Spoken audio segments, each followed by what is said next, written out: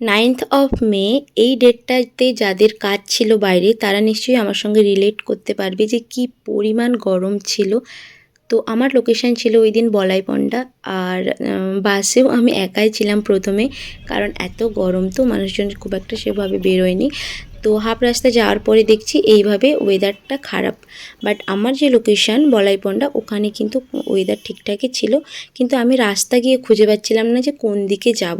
তো তারপরে ওদের বাড়ি থেকে টোটো পাঠিয়েছিল, তো সেটাতে করেই যাচ্ছি, কিন্তু রাস্তাটা খুবই খারাপ ছিল যেটা আমি এক্সপ্লেন করতে পারবো না। কিন্তু ওর বাড়ির একদম কাছে যে লোকেশানটা, মানে কাছাকাছি রাস্তাটা কিন্তু ভালো ছিল এবং লোকেশানটাও খুব সুন্দর ছিল।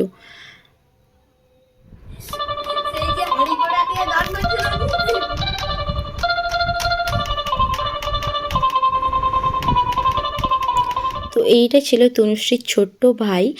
আর ওর বাড়িতে গিয়ে আমি ওই দিন কিন্তু কোনো কিছুই সেভাবে খেতে পারিনি, কারণ আমার ওই দিন নিরামিষ ছিল, যেটা আমি ওকে আগে থেকে মানে বলিনি, ইচ্ছে করেই বলিনি, কারণ শুধু শুধু ব্যস্ত হবে তো তাই জন্যে।